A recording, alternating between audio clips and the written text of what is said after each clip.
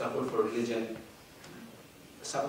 translates into support for Jamaat or BNP. If not, what we mean by so parsing out these questions of religion versus other differences within religious forces. So I don't know if any of you volunteer to take any of these questions. I have Naima volunteering first, and then Naim. Okay. Naim, do you want to go first? No, fine. Okay. Okay, it's working. Sorry. Hello? Well, I'm loud enough, so I think I'll not need that. No, it's Okay. recording. Oh, okay. Okay. So the reason why I kind of jumped up and said I want to go first is because I think a lot of these questions are interrelated. And I was actually speaking about Shahbag at the materialism panel on last weekend, and what I was trying to do was actually look at this question of why the movement had fizzled, at least in its first phase. We don't know if it's completely gone, and there are definitely efforts to organize, but I think that there are two main reasons why the movement fizzled, at least its first phase. And the first has to do with exactly what I talked about, the Islamic backlash. And almost in a way, the failure, not of the movement, but of all of us as Bangladeshis and analysts, to really see what was happening in rural Bangladesh, or to really see the growing power of these Islamic forces.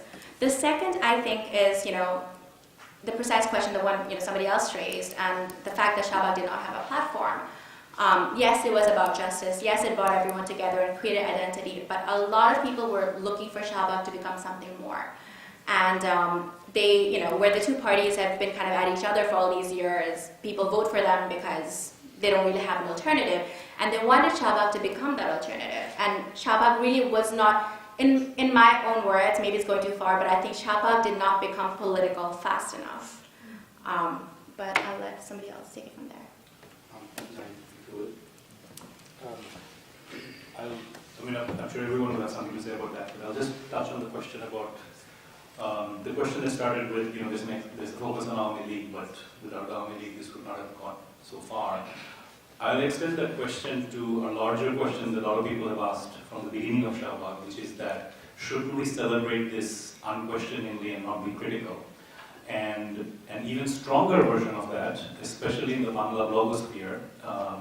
So Shahbag from the very beginning also marked a rupture within broadly defined progressive forces. For example, the issue of death penalty. There were some of us, I was one of them, for example, who we run a blog called Alhamdulillah, where we took a stance against the death penalty, which certainly at the beginning of Shahbag was a very unpopular thing to do. And from the very beginning, there was this undercurrent, which could very easily be translated to you're either with us completely or you're against us. And so I think one of Shahbag's structural weaknesses from the very beginning has been that there is one set of demands, and there can be no internal critique. And when the question is raised about, isn't this good, what's happened, even this far we would not have gotten, the undercurrent is, this is still good, celebrate, don't critique. And I think that's a particular kind of anti-politics in a way, because I think it's not about what's right and what's just only.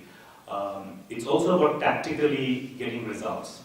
So if a movement starts in a particular way, refuses to listen to any internal critique that asks them to refine their messages, and says, for example, maybe don't extend it to banning, because that's not what 100,000 people are all united by, or maybe don't extend it to banning because then you create a very serious backlash. Because if you talk about banning a party that's already contested parliamentary elections, it's foolish to think they're not going to fight back. And are you ready to counter that with 100,000 people on the streets who haven't signed up for that sort of thing?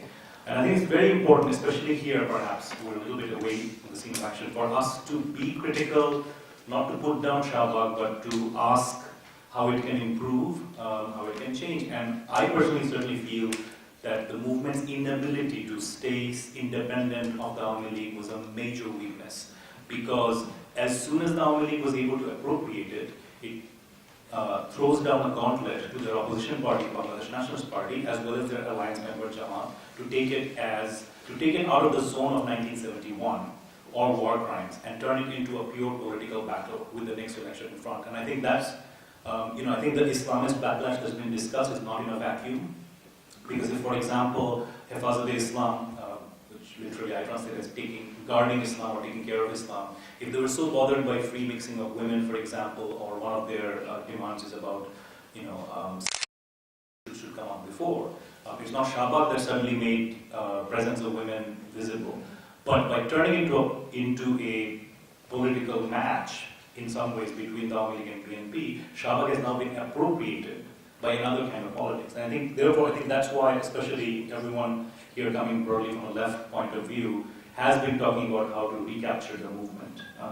And I think the other thing that we maybe went over really quickly, it's important to understand that Shahbag, starting out with the demand of war crimes, and now being turned into a discussion about Islam and atheism, is already a defeat, because that wasn't what the movement was supposed to be about. And Farooq Wasif, who, one of the early people in Shahbag, has repeatedly written that 1971 and war crimes has to be kept out of this Islam versus atheism facade, because that's not what it's about, and if it slides into that, we will lose that battle, and the tide will change. He said that 4 weeks into Shahbag, and I think that's the singular reason that Shahbag is also weakened, is that when you move into the terrain of religion instead of war crimes, then the discussion completely changes. So now people are debating veiling instead of debating war crime sentences. So I think it's important to talk about it and talk about ways out of it. And one last thing I want to say, I think we should be really careful about saying things like to be a mosque, etc., because the face of Islam and Islamic practice in Bangladesh today is incredibly complex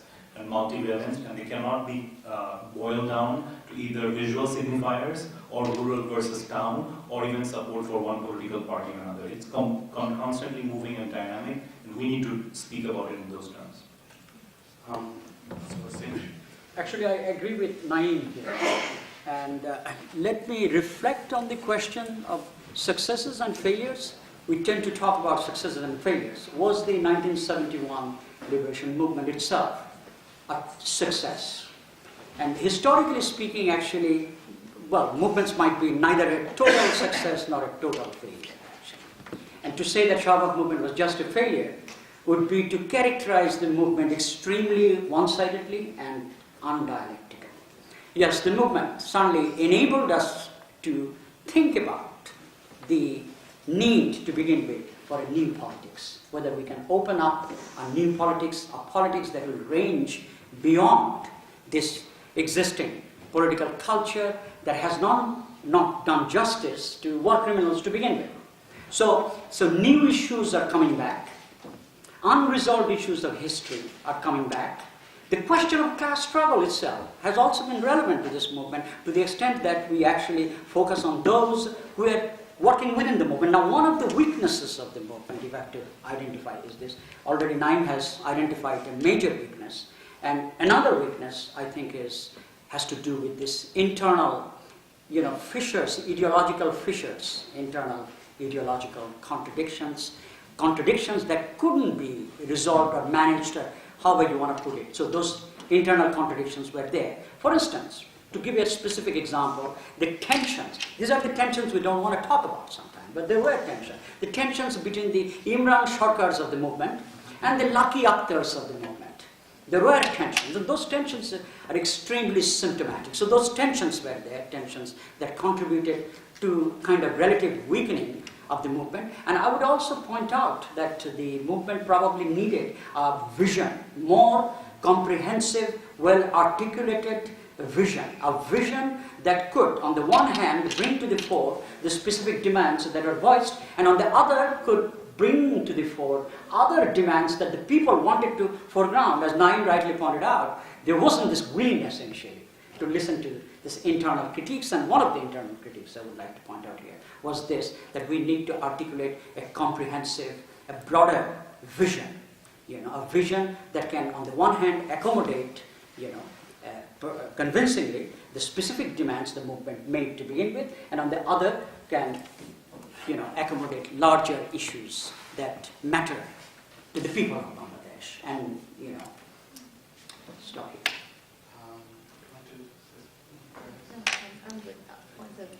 I have a point. So let's take another round. Let's move to the point. Yeah. I want to touch upon the point that Naima has invoked, that Shahbag movement was not political enough. Right?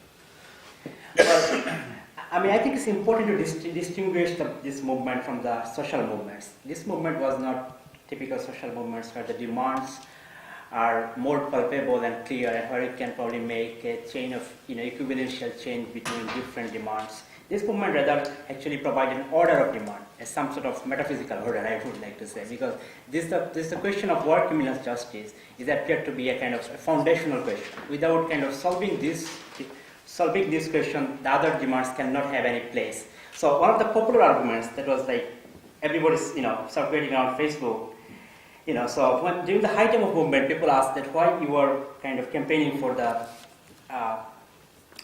trials of the war criminals and why not the other socially important issues, And the popular answer was that why should we give English exam during our mathematics exams, Well, this is a popular argument, but I think it reveals something.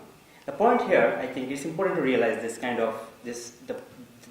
the different way from which the Shahbag is actually kind of approaching the question of the political.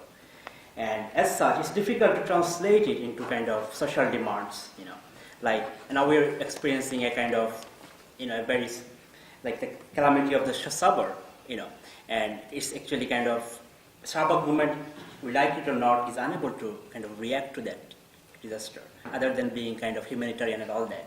And why it is so difficult for them to kind of politically include that, because they would really kind of substantiate and radicalize the Shahbag movement, which is now definitely fizzling down.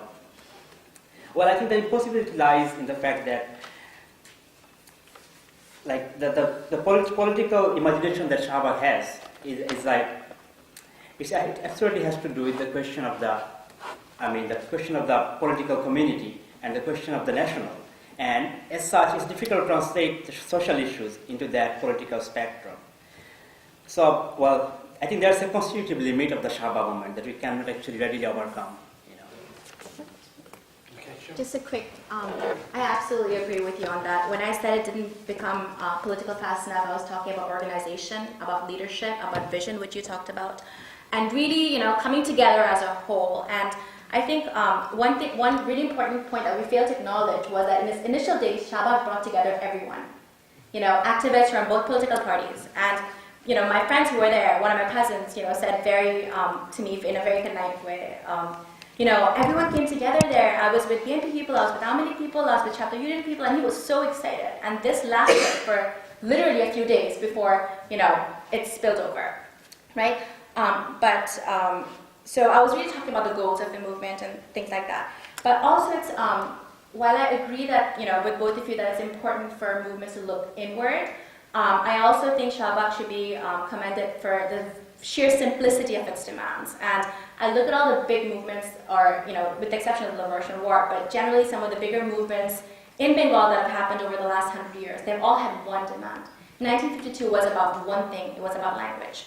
The Tebaga movement was about one thing, fair share for peasants, when distributing their harvest with their landlords. So it's very important to acknowledge that Shahbag was, one reason why Shahbag was so great in my point of view is because they wanted one thing, and we can't expect too much from it. And I agree with you completely on that. Go ahead. I'd like to add myself to the stack here a little bit. So one of the things that Naeem pointed out, I think, really well, and the professor addressed quite well, is that what I feel is that Shahbag seems to be addressing the dominant narrative between the two parties, Awami League and BNP, and seems to be focusing the people on focusing their attention on the government and the institutions of government, rather than the government focusing on the people and bringing human rights to people. And so this, to me, again, brings out the limits of Shahbag in the sense that how are we to critique from the left, being that how are we to hear voices from the voiceless?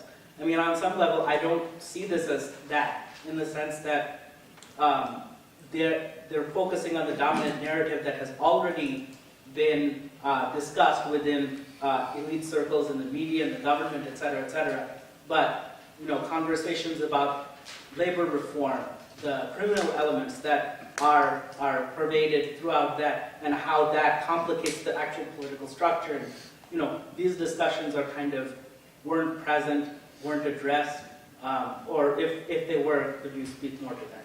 Can I respond to this? Or maybe. Go ahead. I think this is a good. You have raised a very good point. As a matter of fact, here we are talking about competing narratives. And every movement, in fact, throws up not only just narratives in illegal, they have competing narratives. Whose narrative is it anyway? So that's the question. And keeping that question in mind, I would like to point out that there were other narratives too, narratives that were not brought to the fore. And one of those narratives had to do with internal critique too, some kind of internal critique. And that's a kind of contradiction between the form of the movement and the content of the movement. They did not necessarily coalesce. How? In terms of the form of the movement. Of course, it was unprecedented in the history of Bangladesh. Formal, young people gathered together, lots of people, not just young people, other people, took to the streets, gathered together, and continuously spending, their moments there, spending sleepless nights, and so on and so forth, using the blogs and Facebook and so on and so forth, social media, that is to say. Social media didn't exist earlier. So in terms of form, certainly, it was an unprecedented event, if you will. But in terms of some of its content, it wasn't really that unprecedented. As a matter of fact, the dominant narrative came to the fore, and there was a kind of rehearsal, I should point out here, historically speaking, of the Gano Adalat Jabal. Gano Adalat. So there was some kind of continuity there, although Gano Adalat Jabal in certain instances was able to foreground quite a cluster of interconnected issues, while Shahbag initially was narrowly focused. It's true, initially was narrowly focused on a few issues, arguing that these few issues will actually pave the way for bringing up many other issues, which will then bring this entire national ruling class to a kind of crisis. And it's important that every progressive movement in Bangladesh, worth its name, cannot but target the national ruling classes that exist. If we want to call ourselves progressive, if we are in favor of even say democracy, then we cannot but target our national ruling classes. So initially, some targeted the national ruling classes, particularly the Awami. Others thought, so there again contradiction, others thought that if they did that, they won't be able to have this justice and so on and so forth. So we need to keep in mind those contradictions that characterize this very movement. Thank you. So we have actually now people are raising their hands. We have a couple of hands. Let's take a whole bunch of questions. First of all, I'd like to thank you all for sharing some information. And even though we have a lot of systemic things to, systemic